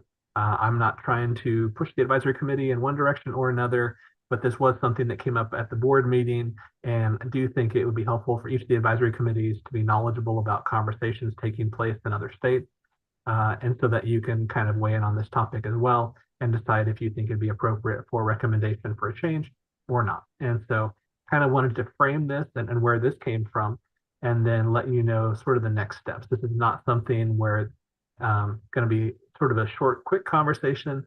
It's more of the beginning of a conversation so you understand why this was brought to the advisory committee, what you're going to be asked to look at and discuss, and then we'll kind of move forward from there. So anybody have any questions, or Laura, do you have any additional comments from when this was brought up at the board meeting? No, you framed it well. No, yeah. Any questions for us, for David? Where is this coming from? I mean, I know it's coming from the chair of the board, but what are the things that are occurring that is causing us to wonder about alternative pathways to licensure? It kind of seems like a sudden interest, and it's kind of confusing a little bit. Sure, and I think there's different viewpoints on this topic for sure. I think one of the things that we asked about on the survey was for people who, let's say, have achieved a lower level license, but are not actively taking steps to receive their independent or clinical level license. We asked them why is that the case? Why are they not pursuing clinical level license? And for some people, they've said, they have difficulty passing the test. And so one thing that I think was discussed yesterday at the master's level of psychology meeting was if there are people who have, for their profession, you pass the EPPP at the 400 level for a master's level psychology license. To get the independent or clinical level, you would need to accrue 3,000 hours of postgraduate experience, supervision hours, and also pass the EPPP at the 500 level. And so there's I guess some comments that were made yesterday in that committee was that there may be people who have achieved a sufficient score for the master's level and have practiced in their field for 10 to 20 years and would like to be able to move to the clinical level, but because of the issue passing the test at that number, they're not able to move to that level license. And so the question was raised, is 10 to 20 years of experience in the field, if you have people that are monitoring your work under supervision and they can attest that you would be a good practitioner, is that something that would be sufficient to take place of a higher score on a test or substitution of a test? Or are those objective measurements still important as part of this process? And so at least for their advisory committee, that's kind of what part of their discussion focused on. I think for some of the other professions, like let's say social work, there was a report that came out a few years back that looked at the disparity in pass rate and led to different conversations about the way that exam was created and different things about that test. However, there's also been other parts of this conversation. For example, multi-state compacts have looked to uniformity between requirements for states in terms of a standard if you're going to be practicing under these compacts. So if states are moving towards having different paths and more flexibility in terms of achieving licensure that don't line up with those standards for compacts, it may mean that someone could practice in Kansas under an alternative path, but may be ineligible for a compact. So potentially that is, some of the things to weigh in this. It is weighing the value of a standardized test versus years of experience or some other measurement. And for some professions, it's looking at other things outside of that, such as, disparities in pass rates, and if there's an issue with the test, or does the test reflect issues with other things in society? The Social Work Advisory Committee has really been talking about their examination for several years now based on those reports. They even issued a survey to licensees and asked them, should we not have the test as a requirement for licensure?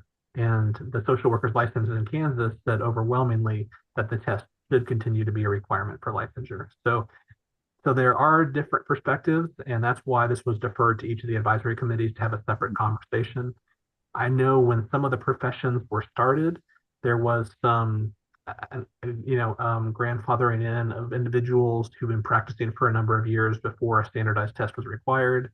And right now we have traditional pathways for licensure, but when it comes to people coming from certain programs, we also allow some substantial equivalence for people coming from non-accredited schools.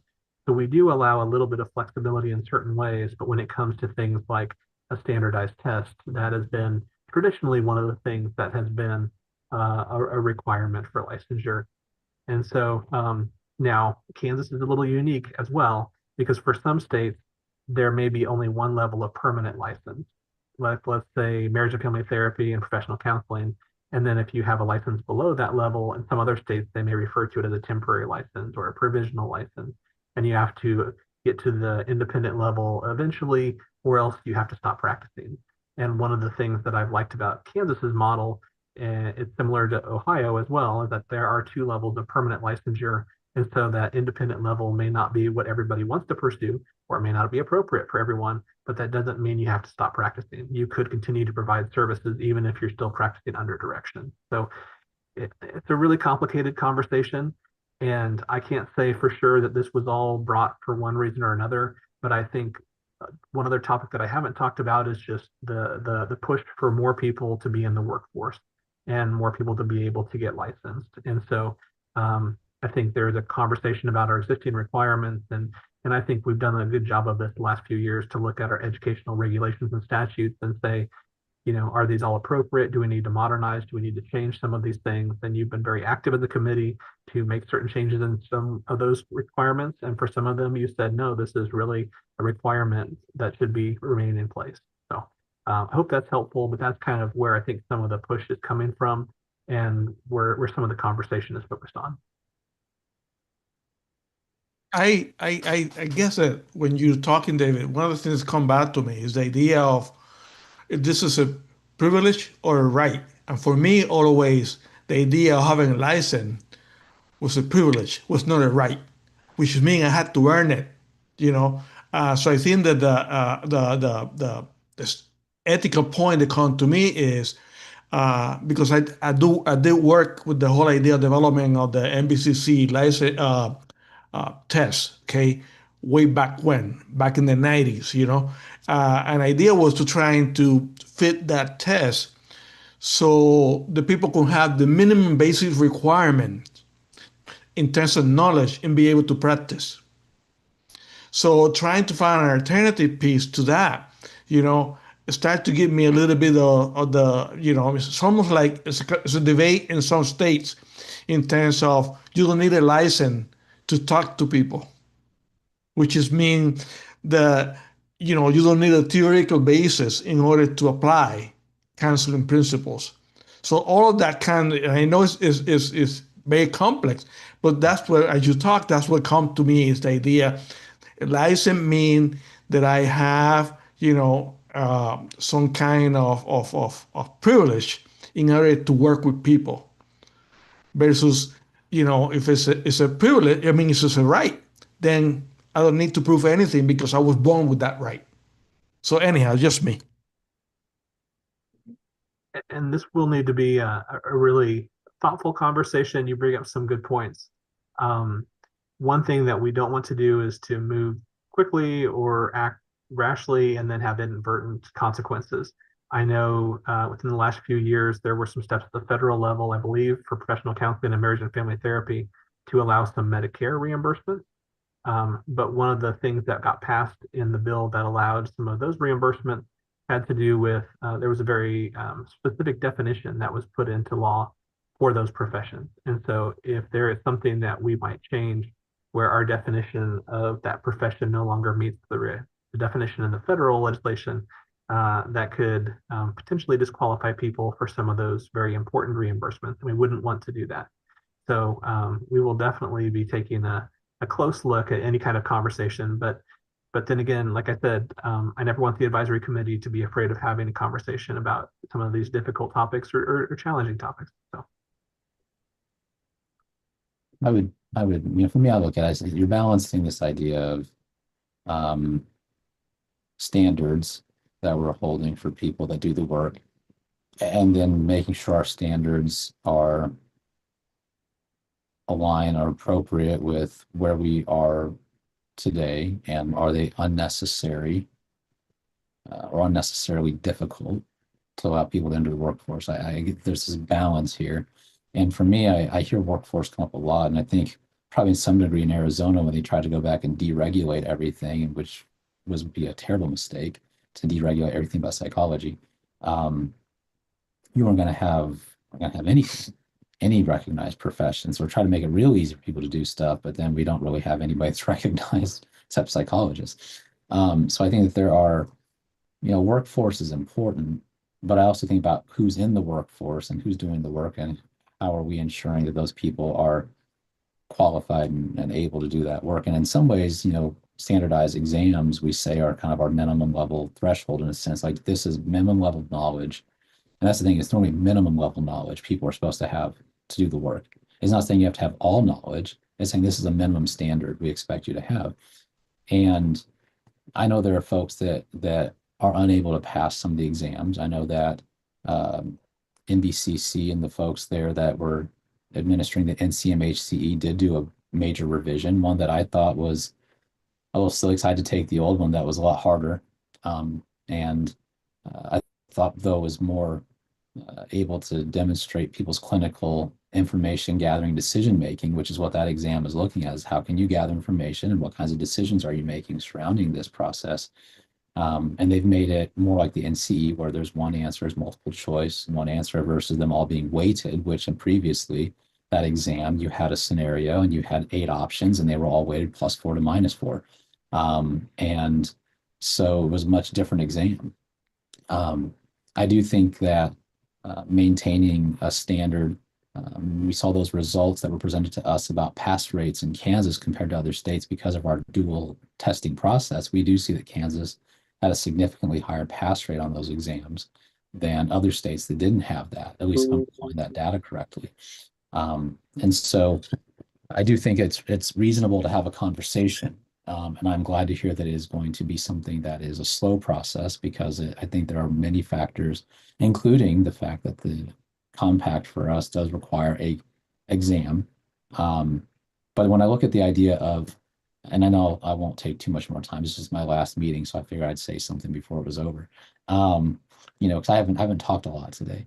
So with experience, I do think there's something, we look at like 10, 20 years experience. I'm like, okay, I could see how there might be something allotted and people would consider that.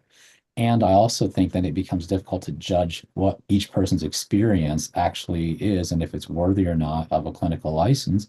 Because what if they did their postgraduate supervision experience? Maybe they did that, 10 years ago, but since that time, they've just been under direction, maybe somewhere they've worked off and on. Like, have they had consistent, reliable experience to demonstrate that they somehow, that the BSRB can say they have or possess the ability to engage in the proper levels of information gathering, decision making, and so forth, that would be warranted and needed for them to have that level of endorsement to practice on their own without anybody else oversight. So I think then you get into other sticky areas, which you would have to really tease out. I'm not saying yes or no to something. I know in my mind where I lean, but I know that if you go the direction of saying that experience can be equivalent to passing an exam that's minimum level standard, then how does the BSRB and the folks evaluate that, make that determination for each individual person? That gets really tricky, really difficult. And when I was doing that work of determining what people met our educational requirements, when I was evaluating those applications, we had a certain standard. We had to create some standards around like even what it meant for KCREP equivalence or like being like KCREP. That gets really hard, doing that stuff. So there's just some considerations that I just throw out there since I won't be part of this conversation going forward. I look forward to hearing about the conversations, but just some things I wanted to share. Thank you. Appreciate that. Thank you so much. Well, I'd like to agree with what Andrew is talking about. Also, somebody has 10, 20 years of experience and they're not passing the exam. I would also wonder, what is the quality of their input in continuing ed? How attentive have they been in that? I mean, you can get a lot of continuing ed and not be all that attentive. And if they have 10, 20 years of experience and still having trouble to pass the exam, I would be concerned about, okay, what are they doing that helps them stay current in the field at least a minimum level? I can tell you that the feedback that you're giving and that Andrew shared mirrors the conversations that have happened in the other advisory committees concerned about keeping a standardized test or not. It's very similar conversation. And it will be an ongoing conversation in our advisory committee, which again it's important certainly that we take our time and really consider all the ramifications. So does anybody have any other feedback today to share?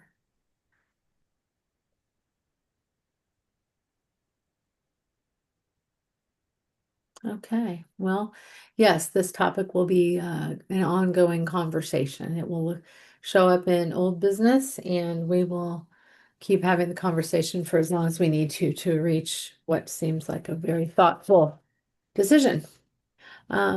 Okay, last thing, well, next to last thing, last piece of new business, discussion of jurisprudence live. Okay, so we've talked to you in the past about exploring the idea of requiring a jurisprudence examination for our professions. We don't currently require one in Kansas, and in our exploration and research, there were some models in other states where the licensing board was either doing these directly or was outsourcing these. Most of the ones, there was a charge for completing this examination. In some, there was a no-fail option, but in some, there was the opportunity to fail. And if you failed it, you'd have to take it again and pay the fee again. And, we really try to avoid fees for licensees, even though we think this is a really important topic and we want people to be knowledgeable about the laws in Kansas. So one concept that we decided to explore, and now we are getting close to building this process, I think we're turning our direction towards it, is an alternative to the traditional jurisprudence model. And that is instead to have our own thing that I'm calling jurisprudence live. And that would be that instead of taking a test, we would offer this as a free quarterly webinar, a separate one for each profession. And you would have to log into it. We would allow it for licensees, and we've even asked if we could open it for students, and we're happy to do that too. And basically, we would walk through similar questions that you would see on a jurisprudence examination, but we would walk through it together, almost like live trivia in a sense. But we are hoping that by doing it this way and providing a free hour of continuing education for people, that there will be enough voluntary uptake that we won't need to consider making it a requirement, that people will just naturally enjoy the experience and will benefit from the education component of it, and that it'll be something outside the box, but a really productive thing we can do here. So like I said, I think we're getting close to being able to start this process, but what I'm looking for is maybe a couple members of the advisory committee that would be willing to volunteer some time outside of meetings. This wouldn't be an official subcommittee, but just something where someone could, maybe two people from the advisory committee, and we could have informal conversations over a Zoom, maybe half an hour to an hour once a month. And I could bring in the concepts that our investigators have identified, that our licensing staff have noted. This is where people make mistakes, or this is where people get in trouble because, they renew their license when they haven't done this first. And so I have the concepts. What I really need help with is some language to build some creative questions around those, because we're hoping that these webinars are not just we'll offer the same thing 4 times a year. It's really, we're hoping to have different questions for each of the quarterly webinars so that someone would benefit from attending each one of them. And so I'm looking for a couple members of the advisory committee if you could volunteer. And then informally, we could just have a conversation between now and the next meeting. So anybody from the advisory committee that would be willing to volunteer a little time for that. Okay, I see Melissa Briggs. Anybody else be willing just to log in? Samantha? Okay. And then Amanda? Okay. Well, I'll get in touch with you and I'll talk to Laura. I know, Amanda, I think you had volunteered for the manual as well, so I don't want you guys to be stretched too thin, but I appreciate you all volunteering. I'll talk to Laura and then reach out to you all and just try to see if we can kind of have a distribution across both of those two different groups. But I think it'd be really helpful for us to kind of approach these topics from the different perspective at each of the advisory committees, and that's kind of what I'm asking from the different advisory committees, is just a couple members to volunteer outside of meetings. So we'll be in touch and I'll just let you know the next step. But I'm really excited about this. I think it'll be fun and also beneficial. So this is definitely not modeled after anything in other states. This is outside the box, but I'm excited about it. I think it'll be a really nice tool if we can get it up and running. So, well, thanks. And I'll put it back over to about this, and having been licensed in Texas for decades, and we had to take the jurisprudence exam. I guess every updating of our licensure, it became rather tedious because the questions were redundant, and we had to pay for it every time, even though it pretty much was the same test that we had passed many, many times. So I think this is a great idea. I'm really pleased to hear that this is being offered. Well, thank you. Appreciate that. I'm excited about it too.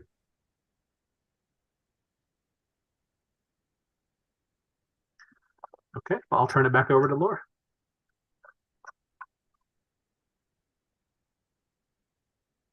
I'm over here talking and I'm muted. I'm so sorry. David Fye is known for being creative and taking liberties with being unique and creative and finding new and interesting solutions. So this is an example of his ideas. So I'm so glad that he came up with it, and thank you for volunteering to help him. Okay, our last thing will be the recognition of our departing advisory committee members.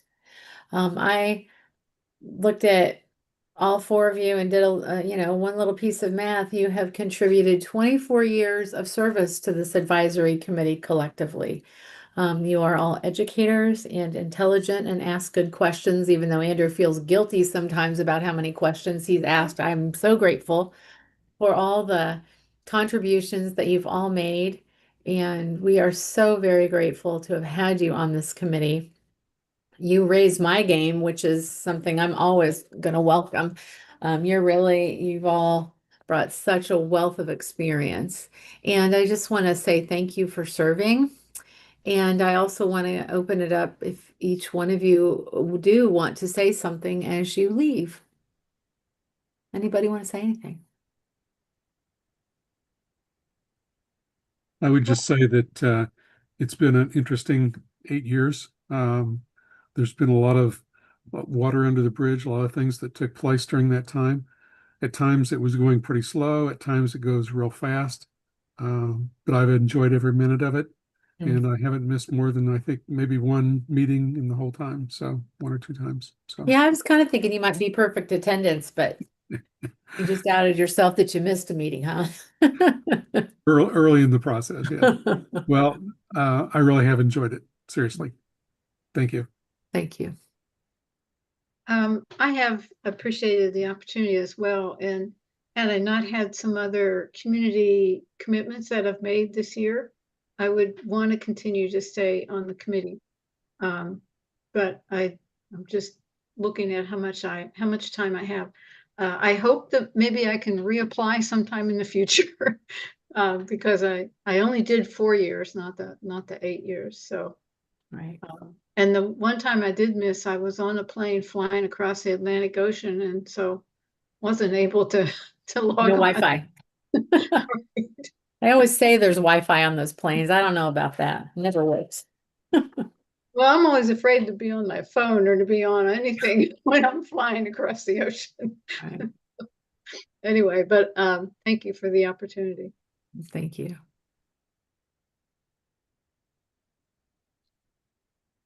Anybody else? Yeah, I mean, you guys know I always have something to say. So it's, I was gonna like joke like I got one. Um, no, it's when I got asked to do this 8 years ago, I didn't have a clue what I was getting. You know, I was just like, hey, you think you'd be good at this? And I was like, okay.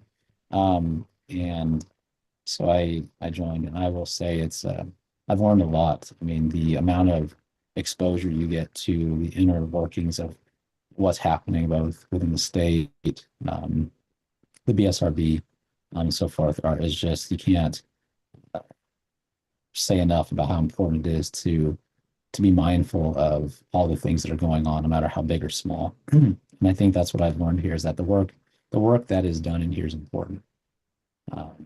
And that people listen to what it is that we have to say, and that it's about protecting the public and ensuring the practices are in place that'll allow for our public to be able to trust the work that's being done by the people that carry the credentials that are endorsed by the BSRB. And it's also about protecting our profession by instilling knowledge and information to people who don't understand the work that we do. There are a lot of things that both at the legislative level that get trickled down that we get asked about, that we need to make sure we do take positions on, and that we do our homework, that we as a committee do our best job of informing people about who professional counselors are, the role that we play, the work that we do, the important contributions that we make. And I think there are a lot of ways that this committee is part of that process. And so I've really appreciated the 8 years that I've had to this. I've known this was coming, and it's still weird that it's been as long as it has been. But I've really appreciated the relationships I've formed over the years. Laura and David, thank you both for the work that you have done and continue to do, representing this committee here to the board, and bringing those ideas here and letting us have a voice that matters. This isn't just a place where people gather and talk and just nothing happens. Like, what comes out of this committee matters, and the voice that comes from it goes to people, and it makes a difference. So just know those things. What you do matters and makes a difference. And just keep doing the good work. So that's all I would say. Thank you so much. Thank you, Andrew. I just gonna be very quick. I usually done a lot of national work. This is the first time I do state work, and it's like day and night. And I believe that thank you for the experience, because this is where it should really take place. You know, at the national level, the only thing we can do is just trying to make a voice. In here, we do the walk. So I really appreciate it. And I got to know Bob and Andrew at the conference, which was kind of cool, because I only see them in the little faces in here. So I really have appreciate it. I mean, you teach me how to be humble and how the really work is done. Thank you. Well, Well- thank you. Thank you for all of your voices, and for really, it's good to know that you really feel like the work that you're doing, that you're heard. I agree that on a state level, it's really, it's where you really do end up having the most impact. So I'm glad to know that you feel like you're heard and that you feel like you're valued, because you certainly have been. I've been so grateful to learn from all of you, and we will miss you. And I'm glad to know that we can informally help each other on an ongoing basis. So I know that we'll stay in touch. So I'm glad about that too. Thanks Yeah. again for all of your time and your talent. I agree with Laura 100%. Bob, Andrew, Adil, and Harriet, really enjoyed working with all of you. And I appreciate your flexibility and you volunteering so much of your time and thoughtful comments, because I agree with all of you. The work that you do in this committee is very, very important and very, very valuable. And the only real reason that we can exist as a composite board has to do with the advisory committees and our structure by being able to balance a lot of those things. And so Absolutely. so thank you again, and we will keep you in mind. So don't be surprised if we reach out to you with some questions in the future or comments. We have appreciated your work on the advisory committee, but look forward to staying in touch now that you're moving off the advisory committee, at least for now. So. Thank you. Okay, our last item is the August meeting. We don't have a specific date. Do you want to do a doodle pro for that? Yeah, there is a date on your calendar already, but due to a conflict that came up, we're going to have to reschedule that meeting. So we will send out a survey tool, and then we'll find a date when people can join. And then if there's new appointments, we'll make sure that those new members will get the new date as well. So that'll be sometime in August, but be on the lookout for a doodle poll for that. Terrific. Okay, I need a motion to adjourn. I motion to adjourn. Thank you, Vanessa. I need a second. I second. Thank you, Andrew. Okay, all in favor, say aye. Aye. Aye. Opposed, nay? Didn't think I'd hear any of those. Thank you, everybody. Have a lovely summer. We'll see you in the heat. Some of you, the other 4 of you, I hope you get a little time by the pool. Thank you again for all your service, and we'll see you soon. Thanks, Thank you, everyone. guys. You. Thank you. Sure. Bye now. Bye. Bye-bye.